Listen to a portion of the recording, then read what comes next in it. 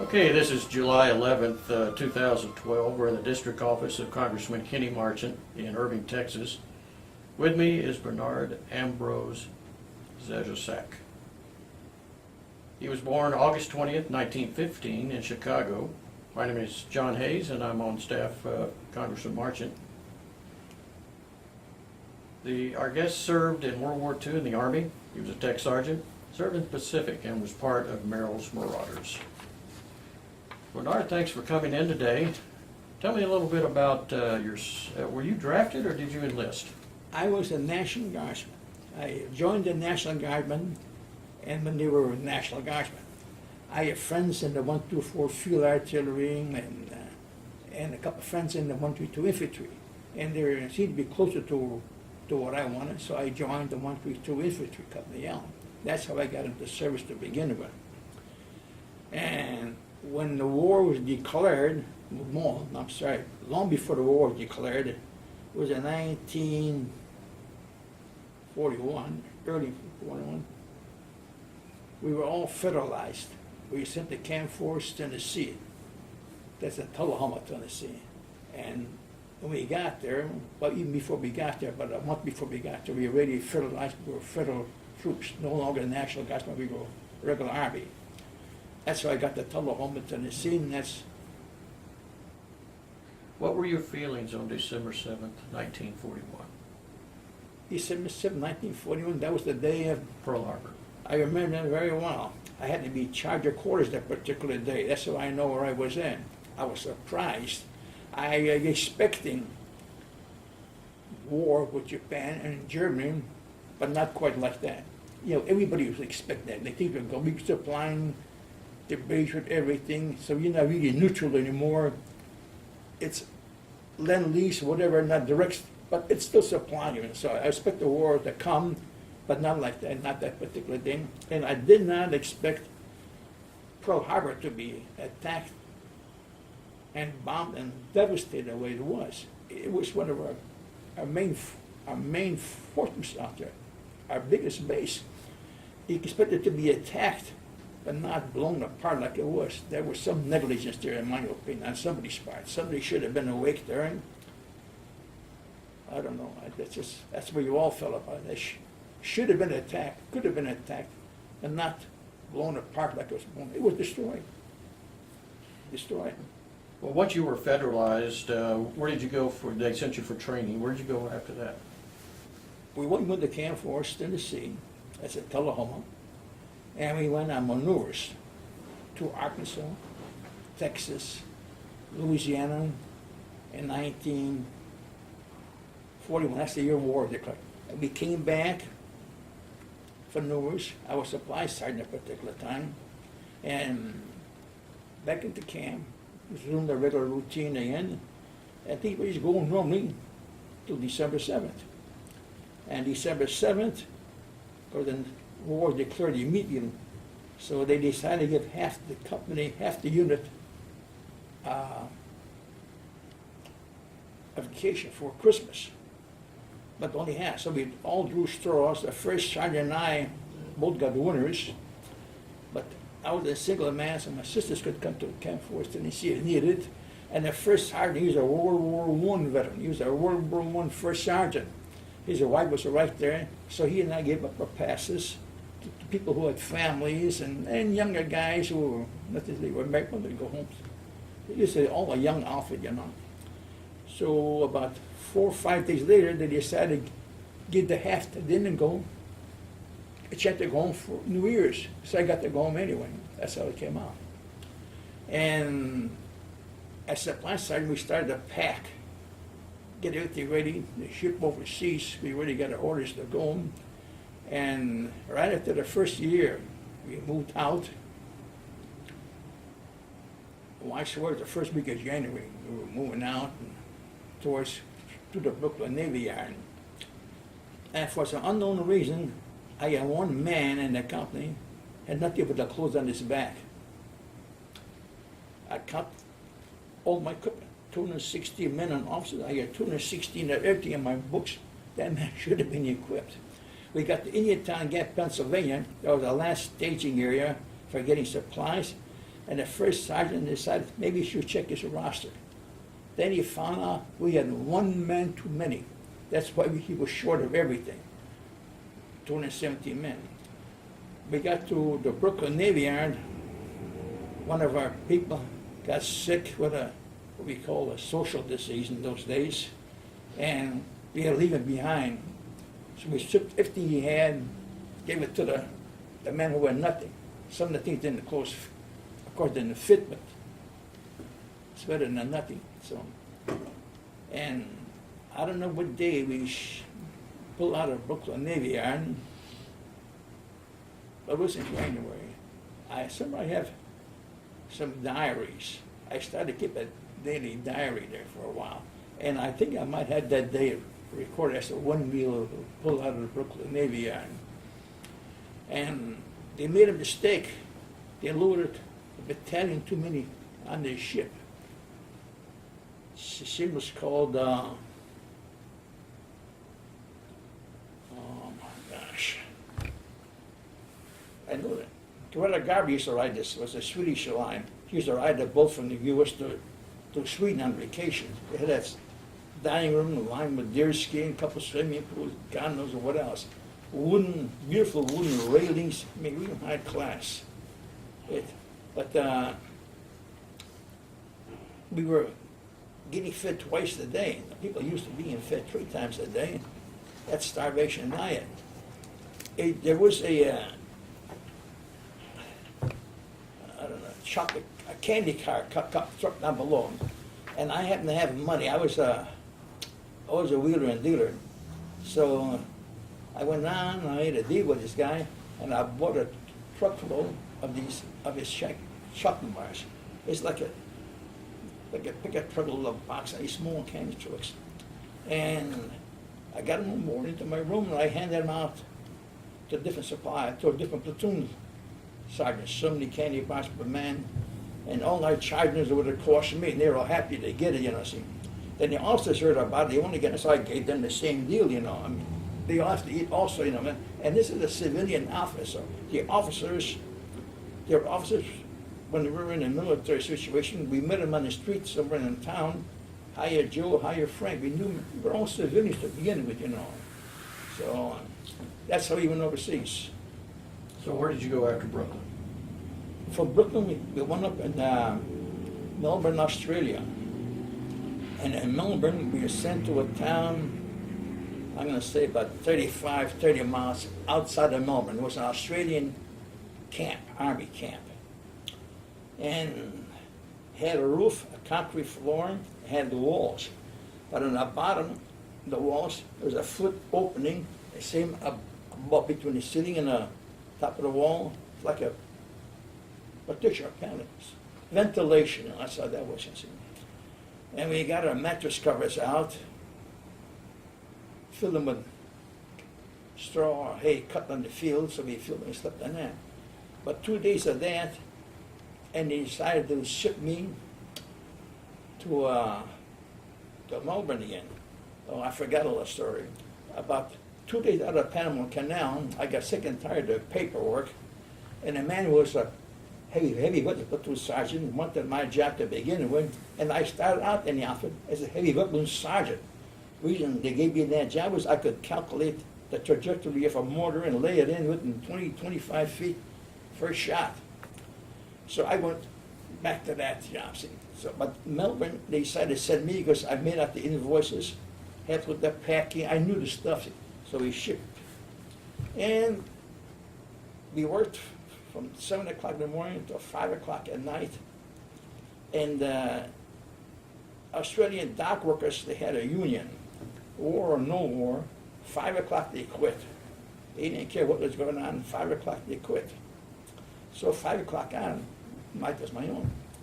So I was a young single man, so I'm going to town. I went out with a different girl every night. Had a great time. And those great girls were very, how should I say it? They figured we didn't have too much money being soldiers, so you couldn't take a cab, you couldn't take a streetcar or a bus. Walk, it's only a little ways. A little ways is always a couple of miles, see. Well, we're a little bit out of shape, because this voyage from Brooklyn Navy Yard to Melbourne took 49 days at sea. We're trying to pick Panama Canal, can you picture? 49 days at sea. Of course, we exercised and all that kind of stuff, but not the same as going for a 10, 15-mile walk with a full field pack and all that kind. We were just not really in shape. So, well, the last day, I got a date with an Australian whack. She was the driver for the brigadier general who was in charge of the dock operation. Brigadier general said, you can even have my car. My blessed, enjoy yourselves. So I go in, I'm down on the bottom of the ship, found a little room down there, and showered up, shaved, and I feel the boat rocking. Because I already put my company into this quarters bureau there. But the boat's rocking, the 50 guys are on the deck going from one side to another, whatever. Well, anyway, I get him up on deck, and there's this ship in the middle of the harbor. And Melbourne Harbor's pretty big. It's like, I don't know how many miles across, 10 miles across. I'm waving all these Aussies, going my little sailboats. I wanted to get her right to shore. So there's a wave there, and there's a whack in it. And what he would do it, they had their orders, stay away from the cruise ships. So whenever we went to New Caledonia, and in New Caledonia, I don't know, we spent several months there. My company was mostly in the middle of the island around Teal. So I remember going to a hotel there in the evening and ordering dinner, and dinner was cheap. They had these francs, I don't know, like 30 francs to a buck, I forget something. So you had $1, you had a fortune there, you know, see. So, but anyway, sometime there, they decided to send some troops to the north end of the island to watch for Japanese spots, but Japanese land. The Japs were still advancing, and we were still losing the war in a big way. Send me up there, and no, I got there, no officer. I am working for another company commander, Captain Lucky was his name. And I didn't know him too well, but of course, National Guard, so I knew of him anyway. But my own company commander, I knew him very well. So there I am on the North Indiana with my own platoon, no officer. And then we got called back to Teal, and Teal decided to send my platoon to the Hebrides. Here's New Caledonia, here the Hebrides, and here's this Solomon Island group. This 1,000 miles between, I guess, more or less, as coast watchers. They gave me a radio, one of the radios, you crank it up, you know, and you could send, how far it would send, I don't know. But I was supposed to be in that place there and watch for Japanese landings, then send a radio signal out, then head for the hills and do the best I can. I was there,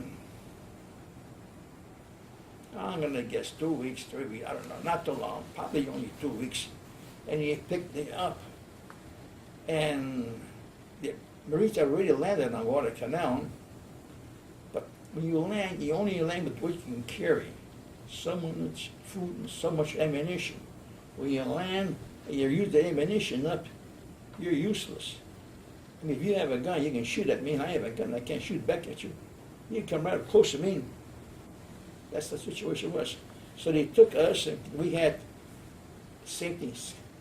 Our full ammunition, cartridge belt filled, a couple of bandoliers, and what I carried a BER. I was a BER man when I was a private to begin with, and I got to light the gun, and I just carried a BER. It had a lot of firepower. But anyway, they took us, and we were sent to Guadalcanal, and I was attached to Casas Raiders. Once again, I say 2 weeks, not very long, 2 weeks, maybe 3, not more than 3, best I can remember.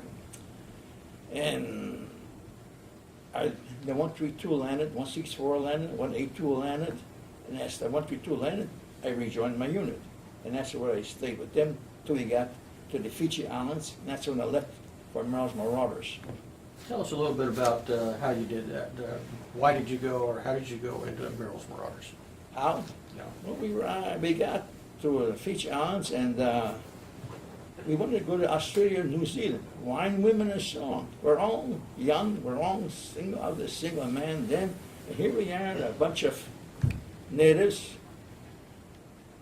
Canucks, that's what you call them, you know, and a handful of Britishers who are dissatisfied with their lifestyle and with the British government, with us, and ain't nothing on the island. It's I don't know what they grew. I guess they grew coconuts and sugar cane or pineapples or whatever, and shipped that out. That's nothing in there.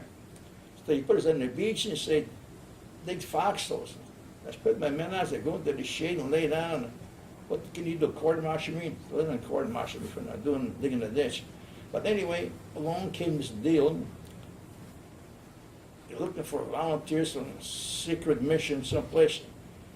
And like I told you before, I'm the kind of guy that like to read everything, keep up to date.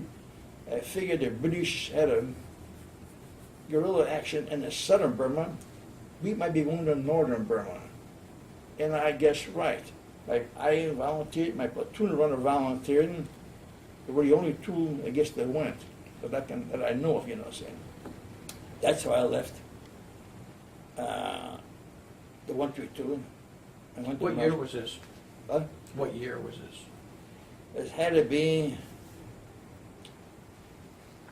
43. 1943. Yeah, go second. Yeah, Canada, yeah, Burma's, yeah, 43 I got into India, and yeah, it had to be 43. Well, tell us a little bit about your experiences once you got up there with the Marauders. Marauders, okay.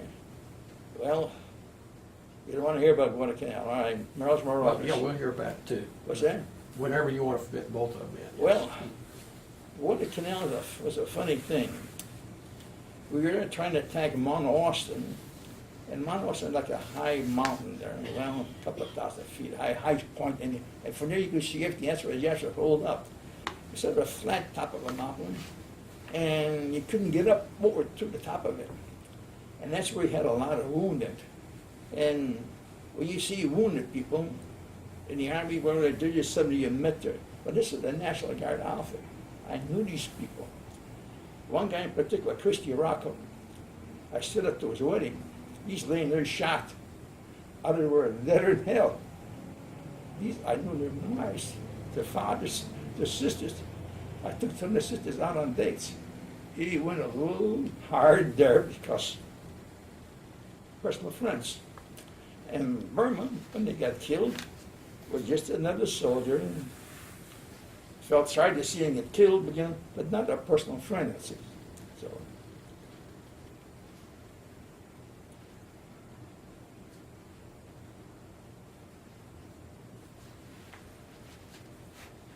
Okay, tell us a little then about anything else on from Guadalcanal, or tell us about the Marauders. Marauders, well, we got to Indian landing in Bombay. And Bombay's a beautiful city.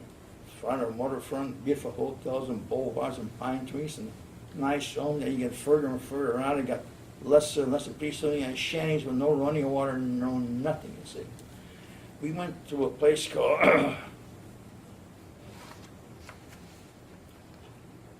I don't remember the name of it offhand, but it was outside of Bombay. I'm guessing about 100 miles. A basic camp, and there we sort of organized the regiment.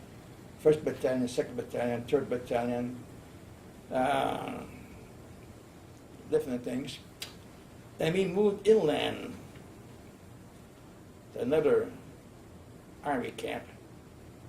And these places were called Diogar. And then we went into specialized training because we were going to operate behind the enemy alliance. How to do things, you know, how to get air supplies and things like that, so forth. And that's where I got sick with dysentery. I got sicker than a dog. Went to a British hospital. I spent 21 days in the hospital.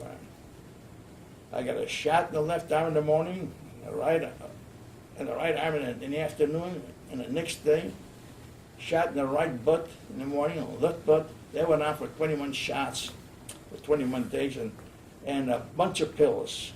And I got out. When I got out, I went back to my outfit.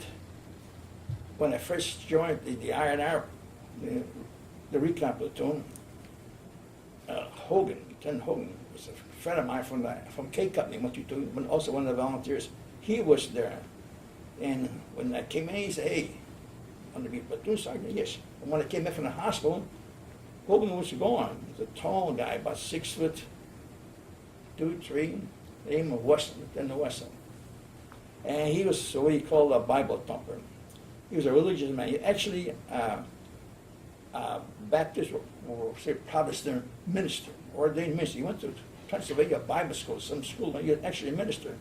But he decided to fight the war as a combat officer. And I looked at it, this is never going to work out. He's kind of a guy who's praising all the time. I'm the kind of a guy, well, I guess I just want to punch you in the teeth, just talk to you if you aggravate me. And, but you know, I began to respect the man every day, better and better and better and better. When he went into combat, I would say he's the best combat officer I ever saw. Smart. He could see things, sense things. We worked together very well. So he was a very good officer. So we had about I don't say 3 weeks training. One battalion would go out as a defensive battalion. The other one would go in to attack this in the rear, and the other battalion, the sheriff made me, would be a support battalion. Something went wrong here, it's supposed to come to support you. My bush would go behind enemy lines and cut them off, you know, and get supplies. Anyway, that finished, we started off to go into Burma. And we go down this leader road. Well, let's look, now here's Rangoon. And the Burma road ran through Burma into China. And here's the leader in India. They're building a road, go this way, to connect with this road over here.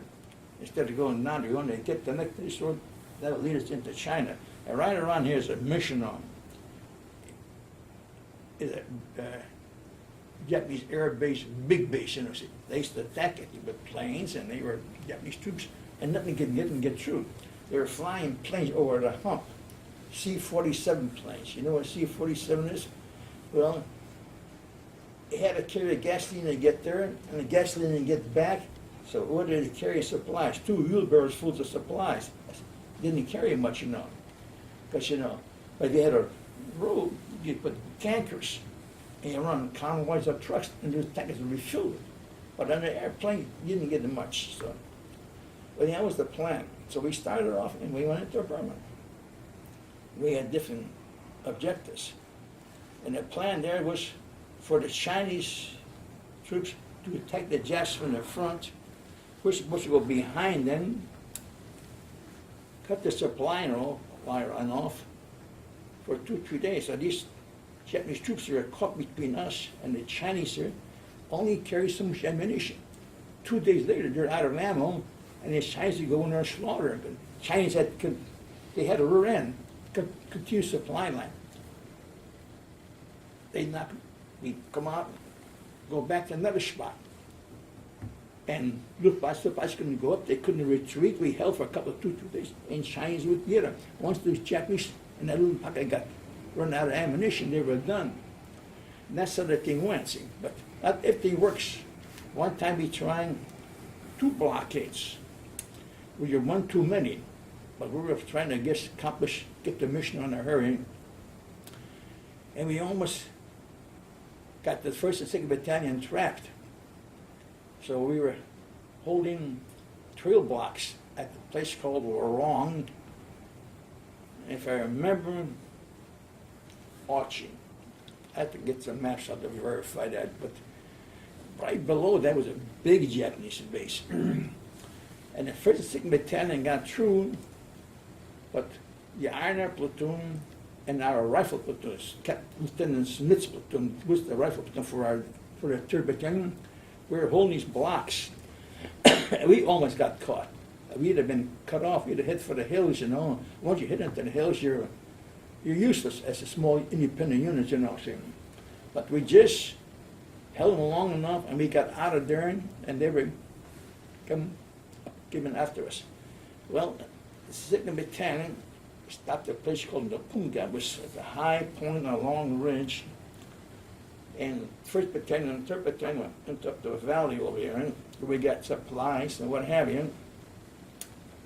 But the Japs encircled this place. The 2nd Battalion got trapped, and they got living hell beat out. They got mortar fire, hand grenades, God knows what else. And their dead were laying there, their mules were laying there, and they had a water hole, you cut off on a water hole, we had to drop water to them, everything. And all we had was mortars, and we couldn't reach the Japs. So they decided to fly in some 75 millimeter guns, like French 75s. And we had men who were ex-artillery men. As soon as the guns landed, we had them up and firing in half an hour. Boom. So the Japs thought we had a big superior force. This is guesswork on my part. Big superior force attacking them. But we've been trying to get them out of there, released for 2 weeks. We could not do it. But when these guns began to fire, and say this again is my guess, they just thought there's a big force over there that they better get out before they get cut off. Because they were so used to us having cutting them off, that they better get out. Plus, one day we get up there, and I'm up in the south end of the trailer, and Lieutenant Wygon, Abel Wygon's platoon was on the other side. We're going to work our way up, so you can free this 2nd Battalion. No resistance. We kept right on going, right around. No Japs inside. They just all pulled out. So some of you may tell you that we chased them out of there. Well, we did, and I don't know how we did it, but there was no, they just weren't there one day. They just disappeared. So, and then from then on, a couple more campaigns, and we ended up Marchant, took Marchant Airfield. And Marchant Airfield was taken, I'm going to say late May, or early June of '44, and I was like, maybe my platoon about 50 miles away from there. When we got word it was taken, and it dropped, it come right in, boom, and we could see airplanes towing gliders, bringing supplies, and but when we got there, we had New Zealand anti-aircraft guns set up that were flown in with plane and flying, and there's a British doctor in Burma. He trained a lot of British girls to be nurses and whatnot. I mean, he's well known. If you research it, you can probably find his name. But his unit was there. Had a hospital set up and everything. So we got there, and 2 days later, the 50 miles takes a long time to hike, even through a jungle, because then we know nobody's chasing you anymore. It's a long ways to go. We got there.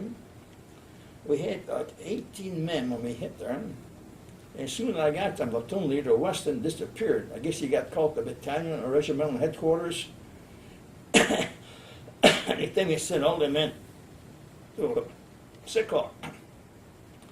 Well, Dr. Hopkins, he was one of our regimental surgeons. He was also one of you call humanitarians. So we go, you're sick, you can't go into combat.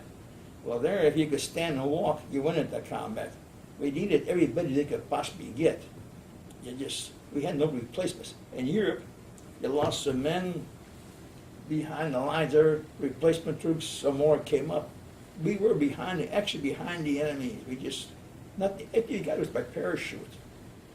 Our wounded had to be evacuated by small plane. You had to find a flat, level spot. Where you find that in the jungles? Well, our Air Force knew where you were, and they fly in that place. A little higher ridge, took up in jungles. There was a reason when you fled, you cleared a little bit of bamboo out, they could land a Piper Cub or a similar plane, and take in 1 or 2, 3 wounded and haul them out. There was one place, we were in the valley. We had so many wounded, they ran on a small planes. But a C-47 pilot, gung-ho guy, radio in and say, if you clear this and that, I can land. Take out a bunch of them. So he landed, threw his co-pilot and radio operator out. We loaded the wounded, and he got them all out. Because the co-pilot and the radio operator had to stay with us for several days to find a place to fly them out. I had one man with a broken ankle. We had a first aid man. He was a pill dispenser. And I'm pretty good at first aid. When I was a kid, I used to be a Boy Scout. And one of my Merrill badges was first aid. I got his ankles set and taped up and bundled up and twigs and vines and whatnot. And I made him a crutch which went from the, like a cane, went from the ground up into his crotch. I padded with the moss and leaves and whatnot. But the guy had to walk several days like that. I also made him a crutch for under his arm, but we helped him, but the guy's got an ankle he can't put the weight on. So he all went onto his crotch. That must have been raw and bleeding to hell when you finally got a place to fly him out. Then I had a guy with a broken leg. One of the bones in his shin broke. You can say I'm pretty good at it. I set it and put in leaves and whatnot and twigs and splints, you know. We didn't have wrapped in vines and got him out safe. Same kind of deal. He must have been bleeding and painful as all hell. So those are the things that people don't see about a war. All they see is you go out there, you're shooting and somebody's shooting at you. But there's things like that, you know, that people don't understand. So. I notice you have the Silver Star. Could you tell us a little bit about how you earned the Silver Star? Well, I'm a city slicker, born and raised in the city, but somehow or another I can find my way around the jungle. I don't seem to get lost. I know which way is north and south, and I can go and wander around and then find my way back. So I used to go on patrols. And Mount Austin, we got to the Mount Austin, we spent, I would say, probably a month entrenched just below the top of Mount Austin. We couldn't go up, because we had to dig in, so the Jets would infiltrate at night and attack us. So we had to dig foxholes, had leopards, the line set. But I had booby traps up there made with dynamite and hand grenades and tripwires coming in. But I spent a lot of my time crawling on my hands and knees around the top of Mount Austin. And sometimes it was an interesting experience. You get shot at, grenades thrown at. And I had learned one lesson there. I came up to one spot, crawled up, and there about 25 feet away from me was a guy in a foxhole. I saw him first, because I was looking for him. I did not expect he was just there. But I'm looking, so I shot him. And the next day I came up and made a mistake. I came up the same way. Man, we never come up the same way twice in the jungle. They're waiting for you there. And I came up with a guy who had a grenade launcher. And all the thing is when you launch a couple grenades, hit the damn pillboxes, it rearranged the real estate a little bit. Dug a little hole there. It didn't change it, but we needed a tank to get up there. We needed a tank to get up there. Once we knocked off here, the pillboxes, we'd get it behind them and take Mount Austin just like that. That general would not give us the damn tank. He said, we're infantrymen, we're going to do it like infantrymen. So I said, me, you drop it, dead in hell. He didn't do it. They shipped him to Europe. But I want to tell you his name. Because I'm sure he has descendants laying around. So, but anyway, we never took Mount Austin. 25th Division relieved us on Guadalcanal. We were down to the beach, airport duty, the beach duty, you know, whatever. Patrols, or we camped around the airports, the runways, so that Jeff's going to come in and sabotage the planes at night. So the 25th Division actually took Mount Austin. And police and military was taking them, and that's when we went to the Fiji Islands and Guadalcanal.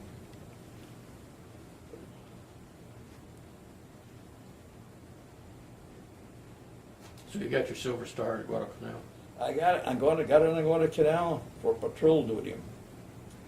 All around mountain. I left my knee prints all around that damn mountaintop. Did you ever meet Merrill? Merrill? Yeah. General Merrill? Yeah, General Merrill. Yeah. What'd you think of him? I thought he was a pretty smart man. Hard-headed, deliberate. He sacrificed anybody, anything to accomplish a mission. And, well, Colonel Hunter was supposed to have been our original commander. He was softer-hearted. He was like Dr. Hopkins, you know. You're sick, you're wounded, you're worn out. Out.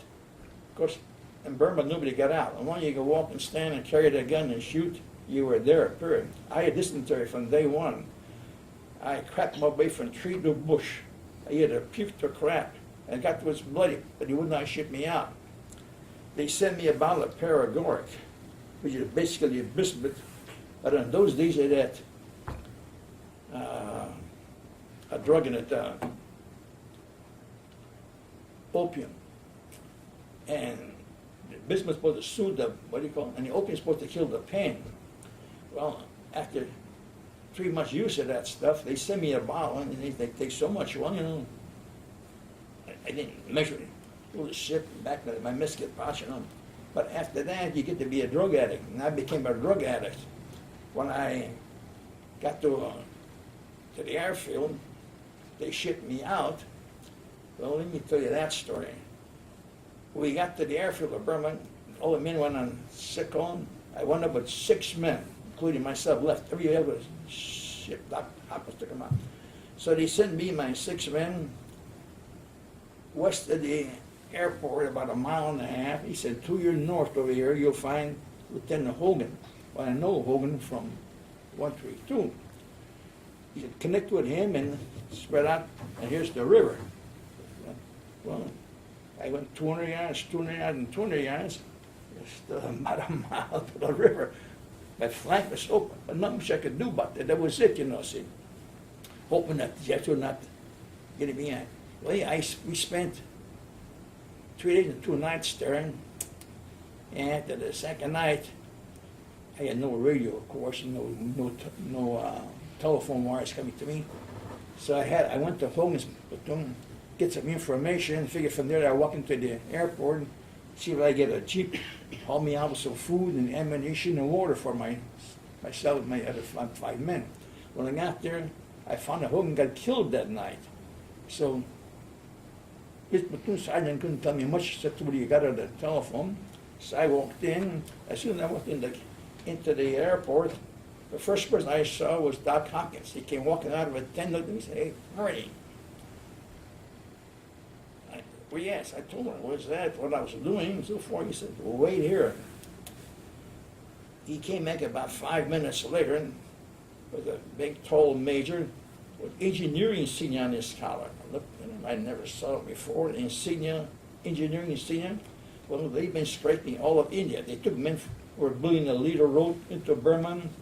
They took the engineering, they went to every base. Supply base where they had truck drivers and God knows what. They scratched everybody could and they brought them into a mission or they needed people. Because we were down to nothing. We've been eating K rations. You know what a K ration is? There's not enough calories. If you want to go on a diet, eat K rations all day long and normal activity, I'm sure you're going to lose weight. Now, if you're in the jungle walking miles, and I'd be miles, I must have covered well over 1,000 miles out of the environment. And you're carrying them, like in my case, a BR, and I always had a BR, 2 extra clips in my musket. 4 grenades, I carried a camera, and I carried a map case. I had a 45 with 2 extra clips, I had a machete, and I had a trench knife. I was carrying a lot of, you eat K rations, carrying that stuff, I guarantee you lose weight. And if you get sick, and everybody that was sick, they had dysentery like me. Everybody had malaria, and yellow jaundice, all that kind of stuff. There's a one chaplain, a Catholic chaplain, a young guy, newly ordained. He's about my size. I saw him one day, he came to visit us, and he went back to the battalion, And 2 days later, I heard he died. He got, I think it was typhus, they called it typhus. You get, it's a disease, and it comes with a high fever. It actually cooks you. When I was in the hospital down in Lido, down in the Midwest, they took out the heart of a person. But then died of typhus, you know. It was like cottage cheese. It was cooked. You could crumble it. It just cooked the body, you know. So he was a healthy guy one day, and 2 days later, he was dead right now. See. Well, anyway, this major said, wait here, and he came back about less than 10 minutes later with a whole platoon. Freshly dressed guys, they're all engineers, truck drivers, or whatever they could scavenge. He said, take these guys out there, relieve him in, and bring him in back here. I came back, Doc Hopkins, my paperwork already been out. Next airplane out, went to the hospital, that was the end of the war for me. Everything came to a fast halt right there. What year was this? 1944. The best of my knowledge, it was in June, last week of June of 44. The best of my knowledge. And I have no way of proving that, because once I got into Burma, I no longer wrote a diary. I had nothing to write with to begin with. And I just didn't have the time or room for anything. We had on our back, we carried it. No, and going to Canal, we could go down to the beach. If there's anything there, we could get it, food, ammo, but on Burma, if it didn't come with an airplane and drop in your lap, you didn't have it. You carried all the ammo you could get, all the food you can get, because you never knew you're going to get some more, you know, see, so. But where'd you go after Burma? Where'd they fly you out After to? Burma,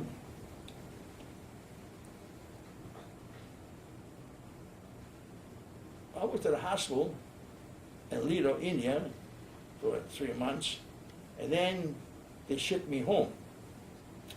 And I flew, Lido's on the Calcutta side of India. I flew all the way across India, and I got to Karachi. And there I had to wait for a plane to take me across, well, Arabia and northern Africa to Casablanca.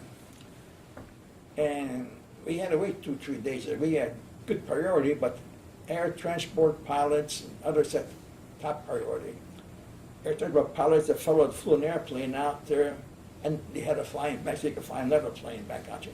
So anyway, the rain came, and Karachi is in the middle of a flat plain, and all around it are big sand hills. And the rain washed the sand onto the airport. I went down there and looked, and the B-29s were hubcapped deep in sand. I said, this will take forever to clean up. And my dysentery came back. I just got out of the hospital, and this thing came back, and I was puking, cramping. I figured I better go to the hospital there. So I went to the hospital there, and I got out August 21st, the day after my birthday, and went back to the transit camp in Karachi. And I think 2 days later, I was on an airplane. And a couple of my buddies from Marauders had to get the same plane. We flew into Persia, it was called Iran now, went to Abadan, and then we went across into Cairo,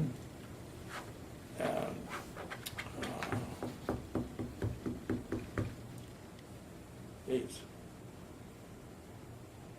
Italian named country there, and then there was Algeria, and then into Casablanca. I no sooner got to Cairo, my dysentery came back again. Second, I got my buddy said he just kept feeding me booze. They got to Casablanca, and now Casablanca, you got to go across the ocean. Not a hitch, waiting for a plane to get you there. You had a priorities, you know. See. The Air Transport Command did a real good job, but they had only so many planes. I think I spent 4 or 5 days there. And finally got a plane, and we flew Canaries, the Azores, Bermuda. Bermuda's a beautiful sight from the air. It's islands, got the coral reef around it, and the reef, and the sea, the sun, beautiful, red, green, purple, blue colors, you know. We landed there, nice place, got gas, and we flew to Miami. And got to Miami, and there's this ice cream counter. Sodas, milkshakes. We haven't had, we all had it for the ice cream counter, and we drank too much ice cream, I guess, and chocolate stuff. We got sick to the stomach from that, but we didn't care. About 2 days later,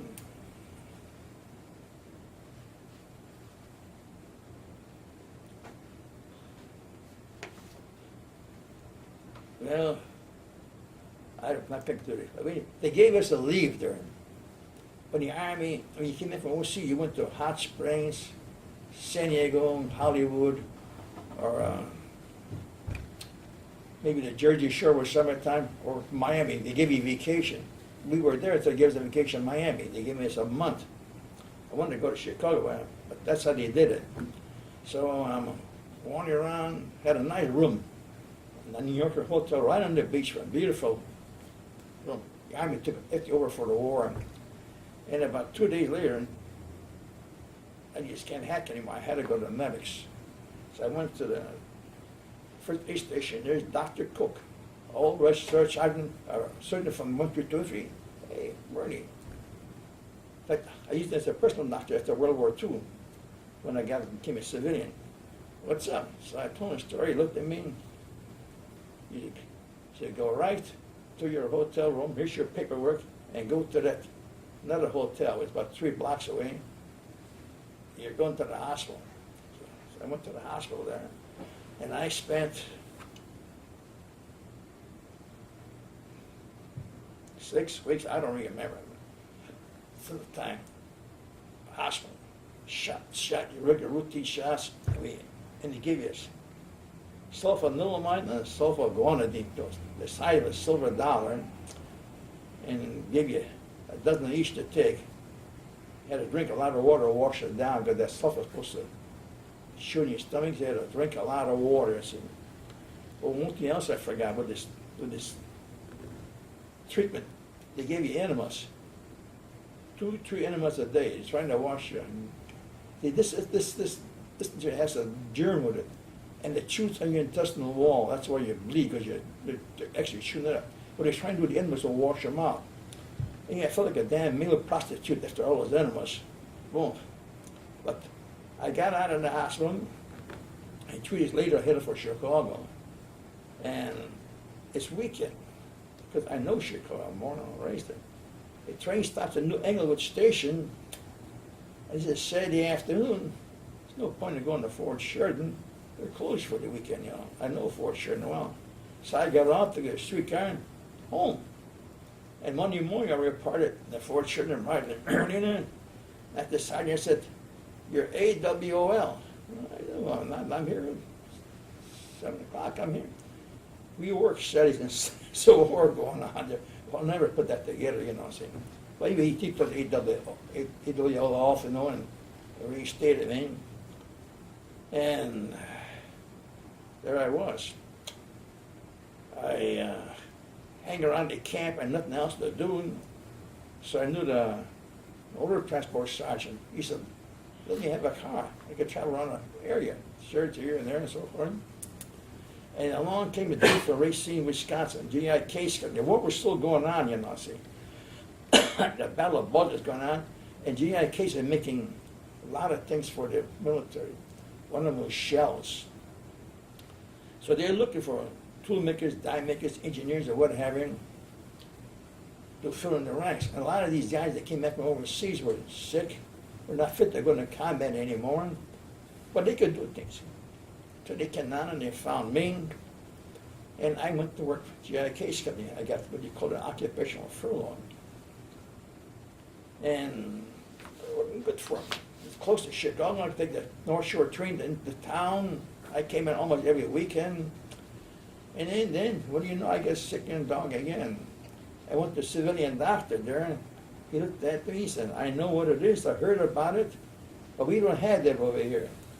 You go to an Army doctor, man knows, has experience with it. So I went to Fort Sheridan, went in the hospital there, and I spent 3 weeks in the hospital there. This time, no shots, all pills, and usual enemas. And it seemed like he cured me. I got out of there and went back to Fort Sheridan, and a couple of weeks later I was discharged. The war with Germany ended in May. Where were you when the Japanese surrendered, and what'd you think about it? I was in Chicago. What The were your war feelings? ended in May. In June I got married, and I was running back in camp between Fort Sheridan and Chicago, because I was still in the Army then. And then I discharged in July, somewhere close to July 4th. Any day before or day after, I forget, it was somewhere around there I got discharged. I went home on the train, my wife went into town, into Fort Sheridan to visit me. We must have passed one another. So I come home, I'm sitting on the front porch to figure I knew where she was, and I sitting away. Sure enough, around 9 o'clock, she got right around the corner, and there she was. You see. And in August, the war ended. And I was already a civilian then. Because even getting to be a civilian was a job. When he put me in the discharge line, before Sheridan, I went up, a whole bunch was bragging our backs, but I got into the office. The sergeant there looked at me and said, "You got plenty of points to get discharged. You also have too many, what do you call it, essential aspect numbers. And you got too many qualifications to be discharged, and the war was not over with." And so he said, "You got to go out there into the line, you're going to get reassigned for you going back to the ocean." Well, I'm in the line, said my bear's back there, and along comes a major I knew who wanted you to interview. Major Wright. He said, "Bernie, you're in a long line." And I said, "No, Frank, I was there." I just, "Wait a minute, give me your paper." He went inside, came back about 10 minutes later, "Come on with me." We went in there, so Lieutenant signed, "Go home, go on home." That's how I got discharged. That was actually the end of everything for me there. What did you do after the war? Well, I always been a pretty good auto mechanic. So I thought I'd go in the gas station business. So I went to, oh boy, the company had these dinosaurs. Sinclair. What did the other company? Sinclair. Sinclair. And they said, "You're a good auto mechanic. Have you ever run a gas station? You ever run a business?" "No. There's a lot more to it than fixing cars." So we'll send you to a guy out in Cicero there, and you'll work for him. When he told us you're ready, we'll give you a good gas station. Because this guy's a success. And I worked for Eddie Novak. He was a success. And I worked for him till November. And those days we had no permanent antifreeze. Everybody would the last day, going to be cold that night, if you're going to freeze, antifreeze. It was only temporary antifreeze. So we had 2 hoists, but so many cars, we jacking them up in the driveway, just draining their water on the driveway. And I'm out there in the car jacking this on this thing. This is ridiculous. You're going to do this for the rest of your life. I had like 3.5 years of college, and I'm a tool and die maker. I said, got to do something different. So along came a guy and sold me some pots and pans, stainless steel pots and pans. And we needed pots and pans. They were the best pots I ever sold. I still have them. So I'm going to sell pots and pans.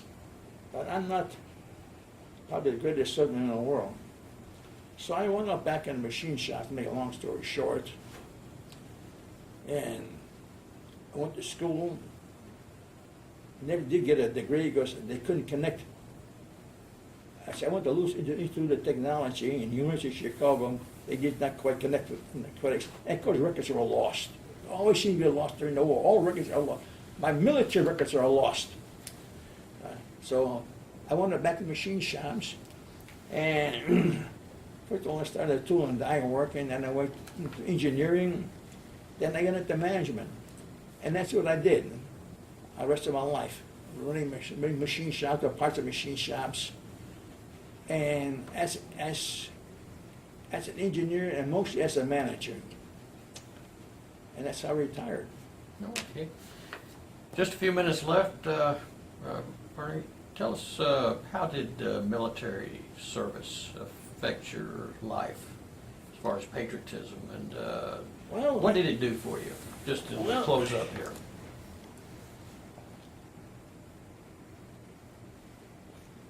it did a lot of things, and not too many things. I was born poor, raised poor, always considered myself a poor man.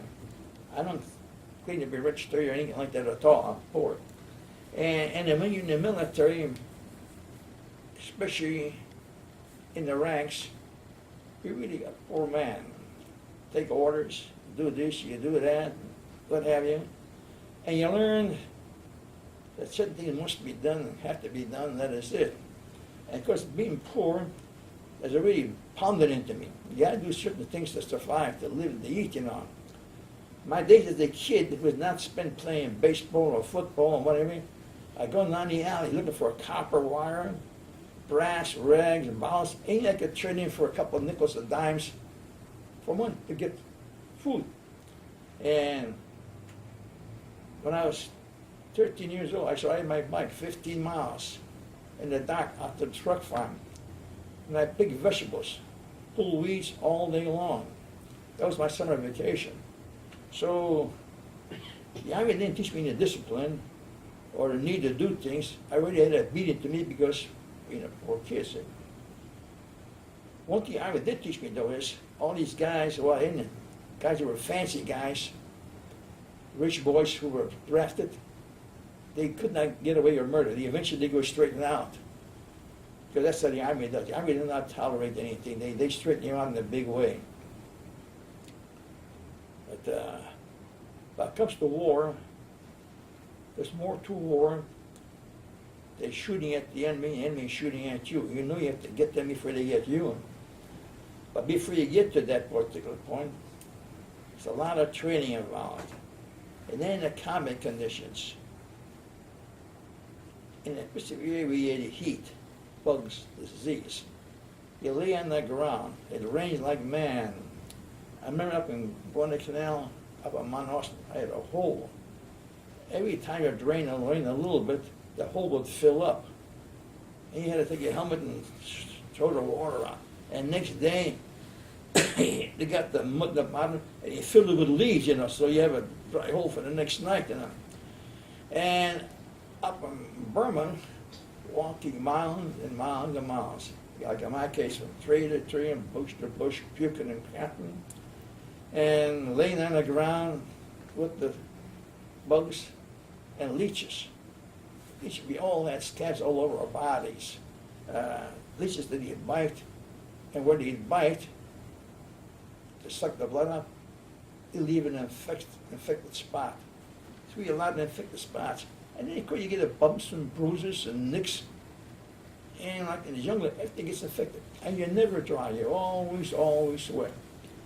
I remember our first day down the Leader Road, we had a ways to march before we got really got into the enemy territory. We were still safe.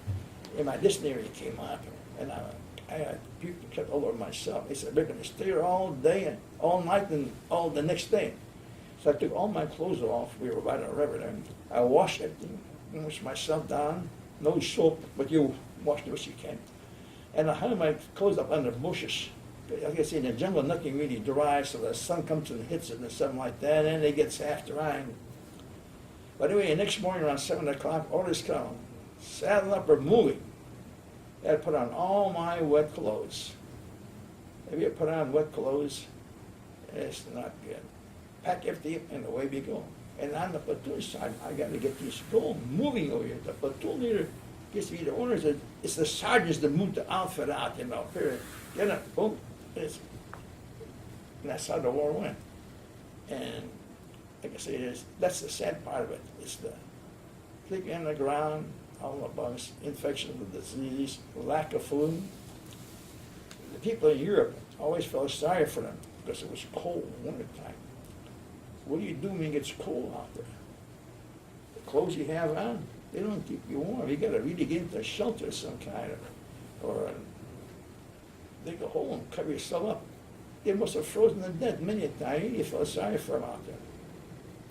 say we got our problems, but I tell you, having bugs, or rashes all over you, is a lot better than freezing to death. Because I know it must have been cold. I hate cold weather to begin with. Well, Bernard, we thank you for coming in today. We thank you for your service to your country. We appreciate what you've done, and on behalf of Congressman Marchant, again, thank you.